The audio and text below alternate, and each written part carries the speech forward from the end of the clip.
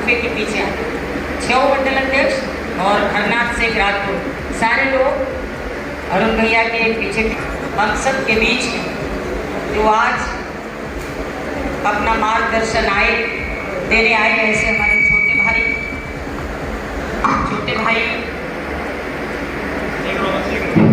MLC Arun Pathak ji, जो वास्तव में जिनकी प्रबुद्ध वर्ग को समझाने के लायक, समझाने के योग्य, जिनके पास प्रखरता है, इसको स्लो करो भाई, जिनके पास प्रखरता है, ऐसे बहुत ही विद्वान, बहुत ही कर्मठ और जनता के प्रति समर्पित, मैंने इन्हें कभी भी विधान परिषद में या कहीं बैठकर काम करते नहीं देखा। मैं जब देखती हूँ इनकी बगल में फाइल दबी रहती है, वो विधानसभा की गलियारों में निरंतर भागते रहते हैं। ऐसे कर्मठ हमारे छोटे भाई अरुण पाठक जी तथा हमारे साथ सहयोग कर रहे हमारे तिलवा विधानसभा के विधायक भैया कैलाश सिंह जी, हमारी जिला पंचायत अध्यक्ष छोटी बहन प्रिया जी, हमारे निवर्तमान जिला अध्यक्ष नरेंद्र राजपूत जी, हमारे जिले के महामंत्री द्वय शैलेंद्र द्विवेदी जी, रामवीर कठेरिया जी, हमारे छिबरामऊ नगर के चेयरमैन साहब, मैंने फ़ोन करके बुलाया तो कह रहे हम खाना की व्यवस्था में हमें ना बुलाओ। ये हमेशा मंच के पीछे वाले रहे हैं, लेकिन कभी कभी खींच के मैं बुला लेती हूँ। ऐसे हमारे मनोज दुबे जी, यही हाल मयंक गुप्ता का है, इन्हें भी कभी मंच माला माइक नहीं चाहिए और मैंने इन्हें कभी व्यक्ति के चेहरे की तरफ देखते हुए नहीं देखा, हमेशा प्रत्येक के पैरों की तरफ इनकी निगाह रहती है। ऐसा विनम्र चेयरमैन हमारा मयंक गुप्ता जी, हमारे रजनीकांत दुबे जी, इनके बारे में मैं ऐसे ही कह सकती हूँ कि जैसे छिबरामऊ विधानसभा को लोग कहते हैं कि 50-60 वर्ष से मेरे पिताजी ने यहाँ पर काम किया, वैसे ही इनके पिताजी, इनकी माँ और इन्होंने तीनों लोगों ने सिकंदरपुर नगर पंचायत में हमेशा अपना परचम फहराया। ऐसे हमारे रजनीकांत दुबे जी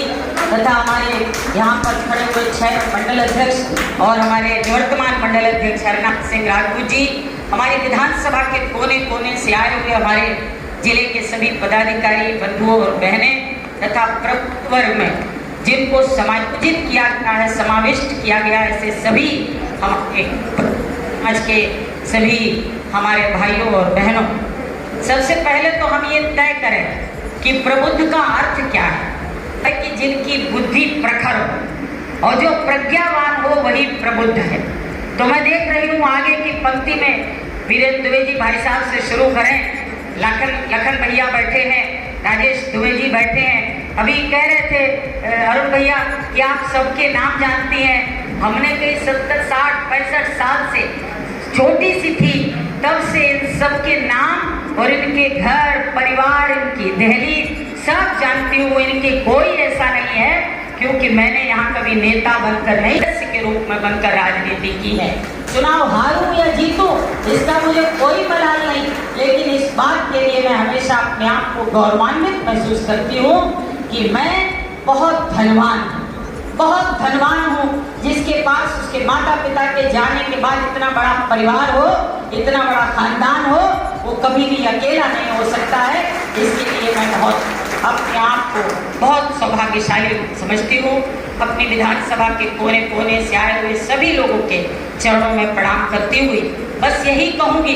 कि आप मोदी जी के बारे में मुझसे ज़्यादा जानते हैं, योगी जी के बारे में मुझसे ज़्यादा जानते हैं, बहुत सब पढ़े लिखे लोग हैं, समझदार लोग हैं, लेकिन आपसे पार्टी को क्या उम्मीद है, आपसे देश के प्रधानमंत्री को क्या उम्मीद है, आपसे उत्तर प्रदेश के मुख्यमंत्री जी को क्या उम्मीद है, उस आशा और विश्वास की कसौटी पर खरे उतरने के लिए आपको बुलाया गया है। आपको इसलिए बुलाया गया है, हो सकता है हमारा बहुत बड़ा परिवार है, हम में से किसी से कोई गलतियां हो रही हो, किसी से कोई भूल हो रही हो, किसी से कोई चूक हो रही हो, लेकिन प्रबुद्ध वर्ग के बैठे हुए लोगों को देश का हित किसमें है, प्रदेश का हित किसमें है, इसकी चिंता करते हुए चौराहे पर, कचहरी में, बाजार में, हर जगह बैठकर केवल एक ही चिंता करनी है, एक ही बात करनी है। क्या बात करनी है कि ये देश अगर किसी के हाथों में सुरक्षित है तो केवल भारतीय जनता पार्टी और नरेंद्र मोदी जी के हाथ में सुरक्षित है। इसलिए आइए हम और आप मिलकर के निरंतर किस तरीके से इस देश का विकास हो, ये देश अखंड भारत के रूप में पनपे और जब भारत की आजादी के 2047 में 100 वर्ष पूर्ण हो तो ये भारत अमृत का भारत के रूप में उभर कर खड़ा हो। इसके लिए आप सबकी जिम्मेदारी है, आप सबकी जिम्मेदारी है। जिस प्रकार सेना पर डटे हुए एक सैनिक की जिम्मेदारी है कि वो सीमाओं की सुरक्षा करता है, उसी प्रकार से आपकी भी जिम्मेदारी है कि आप अपने क्षेत्र की, अपने नगर की, अपने गांव की, आपके अपने गली की, आप अपनी चौखट की, अपने घर की किस प्रकार से सुरक्षा करें ताकि ये कांग्रेस के रूप में और समाजवादी पार्टी के रूप में जो भेड़िए घूम रहे हैं वो किसी भी प्रकार हमारी सीमाओं में घुसने न पाए, इसकी चिंता आपको करनी है। मैं मानती हूँ अर्चना पांडे से गलती हो सकती है, मैं मानती हूँ कैलाश जी से गलती हो सकती है, मैं मानती हूँ अरुण भैया से गलती हो सकती है, लेकिन इस देश के प्रधानमंत्री और उत्तर प्रदेश के मुख्यमंत्री जी ने केवल आपके लिए जिया है, आपके लिए जीवन जिया है, आपके लिए समर्पण किया है। आज देश की छवि पूरे विश्व में जो बनकर खड़ी हुई है, जब हमारा प्रधानमंत्री भारत विश्व के किसी कोने में जाता है और शेर की तरह सीना चौड़ा करके जब हेलीकॉप्टर से उतरता है और वहां तिरंगा लहराता है, भारत माता की जय बोली जाती है, तो वो जय केवल मोदी जी की नहीं होती है, 140 करोड़ आबादी हर भारतीय की जिंदाबाद होती है, हर भारतीय की जय जयकार होती है। और विशेष तौर पर उत्तर प्रदेश के लोगों को तो और ज्यादा गौरवान्वित होना चाहिए। हम में जहाँ लूट खसोट होती है, जहाँ चोरी होती है, जहाँ राजधानी होती है, लेकिन आज उत्तर प्रदेश का नौजवान जहाँ खड़ा होता है। तिरुपति गई थी अरुण भैया, वहाँ पर ऑल इंडिया वुमेन कॉन्फ्रेंस थी,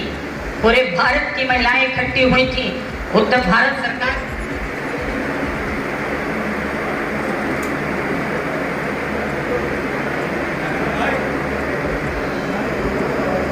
सौभाग्य मुझे भी प्राप्त हुआ और वो सौभाग्य केवल मेरे कारण नहीं था, मैं वो सौभाग्यशाली नहीं थी, मुझे अगर वो सौभाग्य मिला है तो यहाँ पर बैठे तमाम उन कार्यकर्ताओं के कारण और उस जनता जनार्दन के कारण जिनके पैरों में चप्पल नहीं है, बीमारी फटी है, लेकिन उसके बावजूद भी बूथ पर भाग कर जो कमल निशान की बटन दबाते हैं, उनके कारण मुझे ये सौभाग्य मिला कि मैं ऑल इंडिया वुमेन कॉन्फ्रेंस जब मैं बैठी थी तो तमाम हिमाचल की, झारखंड की, बिहार की, छत्तीसगढ़ की बहनें मुझसे पूछ रही थी कि आप यहाँ तो बहुत अच्छा है, थोड़े दिन के लिए अगर योगी जी में, तो हम सब वो गौरवशाली लोग हैं जिनके लिए लोग अब जिनके बारे में इस तरीके की बातें करते हैं। तो मैं केवल आपसे यही कहूँगी, बहुत सी बातें अभी आपको अरुण भैया के माध्यम से पता चलेगी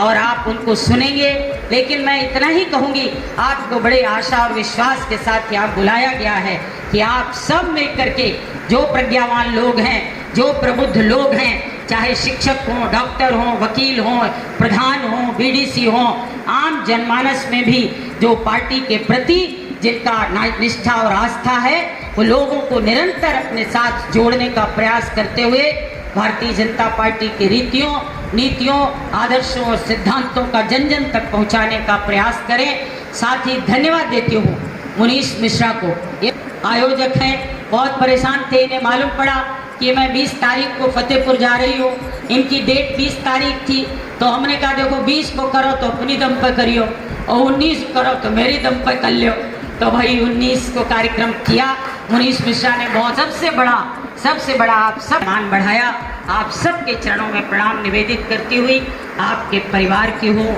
आपकी बहन हूँ, आपकी बेटी हूँ, कुछ की इनमें से नंद भी हूँ, इन सब के लिए एक बार पुनः बहुत बहुत आभार, बहुत बहुत धन्यवाद। आप सभी को बेसब्री से इंतजार था और वास्तव में उम्र भले ही छोटी हो, परंतु जिन्होंने 2015 में पहली बार स्नातक एमएलसी विधान परिषद का चुनाव लड़ा और इस बार तीसरी बार जब उन्होंने चुनाव लड़ा तो वास्तव में